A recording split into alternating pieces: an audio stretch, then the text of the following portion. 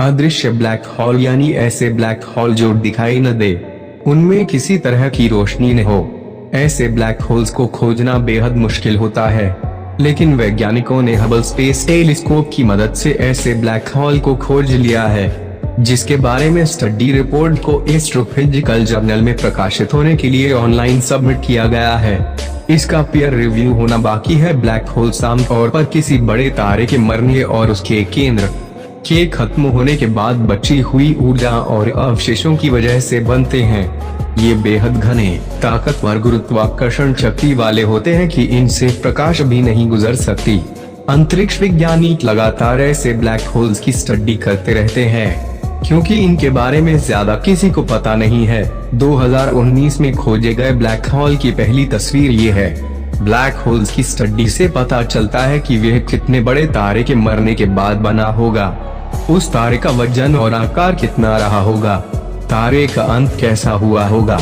कायदे से वैज्ञानिक परिभाषा के अनुसार यह माना जाता है कि ब्लैक होल्स आमतौर पर अदृश्य ही होते हैं, लेकिन उन्हें उनकी रोशनी खींचने की ताकत की वजह से पहचाना जा सकता है।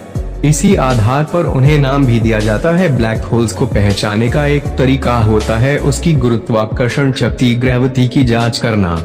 इस तरीके से ही सैकड़ों छोटे ब्लैक होल्स को खोजा जा सका है, जो इसी शक्ति की वजह से अन्य तारों से संचार स्थापित करते हैं। इन्हें पहचानने के दो तरीके प्रसिद्ध हैं।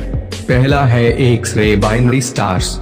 इसमें तारा और ब्लैक होल की कक्षा का केंद्र एक्स-रे निकालता है। ब्लैक होल तारे से अलग अलग चीजें खींचता रहता है, जो घर्षण की वजह से गर्म होता चला जाता है। यही चीजें ब्लैक होल के चारों तरफ घूमती हैं। यहीं से एक्स-रे किरणों का निर्माण होता है, जिससे ब्लैक होल दिखने लगते हैं। कुछ ब्लैक होल्स दुष्ट यानी बदमाश होते हैं। ये अंतरिक्ष में यात्रा करते रहते हैं, वह बिना किसी से संचार स्थापित किए बगैर। इन्हें पकड़ पाना बेहद मुश्किल होता है। यह एक बड़ी समस्या है कि आप किसी भागते हुए ब्लैक होल को देख सकें। इनके बारे में कुछ भी पता करना बेहद मुश्किल होता है। बस ये पता चलता है कि अंतरिक्ष में इस जगह पर एक ब्लैक होल था, जो अब नहीं है, अदृश्य हो गया।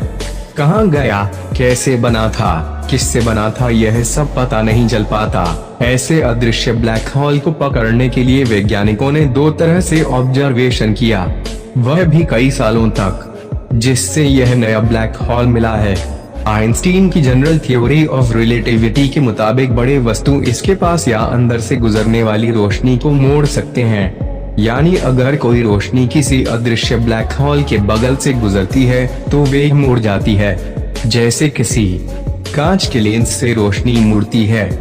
इसे ग्रेविटेशनल लेंसिंग कहते हैं। इसी तरीके से वैज्ञानिक अदृश्य ब्लैक होल्स को खोजते हैं, लेकिन इस नए अदृश्य ब्लैक होल को खोजने के लिए दो तरह के ग्रेविटेशनल लेंसिंग की मदद ली। पहला तो ये दूसरे तारे से आ रही रोशनी अंतरिक्ष में इसके करीब आते ही बढ़ जा रही थी, ज्यादा चमकदार हो रही थी, घूम रही थी और उसके बाद सामान्य हो जा रही थी, लेकिन वहां सामने की तरफ कुछ नहीं दिख रहा था। तब पता चला कि यहाँ पर एक अदृश्य ब्लैक होल है। दिक्कत ये थी कि ये किसी धुंधले तारे के खत्म होने के बाद बना था। धुंधले तारे का नाम आते ही दूसरे तरीके की जांच शुरू होती है, यानी डायरेक्ट विजन, मतलब सीधी नजर रखना।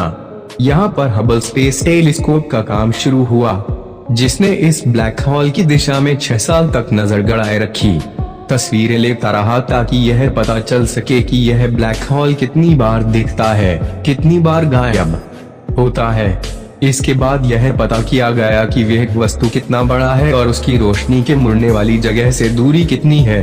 पता चला कि यह अदृश्य ब्लैक होल हमारे सूरज के वजन से 7 गुना भारी है। यह सूरज से 5000 प्रकाश वर्ष की दूरी पर है। यह दूरी गणना में बहुत ज्यादा लगती है, लेकिन अंतरिक्ष में यह दूरी ज्यादा नहीं है। मतलब ये है कि जिस तारे की वजह से ये अदृश्य ब्लैक होल बना, वे अगर हमारे सौर मंडल के इतने नजदीक था तो उसे दिखना चाहिए था, क्योंकि वह सूरज से बड़ा भी था। इसका मतलब वह धुंधला तारा था। वैज्ञानिकों ने कहा कि अब वे इसके बाद गया सर्वे, वेरा रूबिन वेधशाला और Nancy grace Roman space telescope की मदद से इस ब्लैक होल के बारे में और भी अध्ययन करेगा। यह वीडियो आपको पसंद आया हो तो हमारे चैनल को सब्सक्राइब, वीडियो को लाइक जरूर करें। धन्यवाद।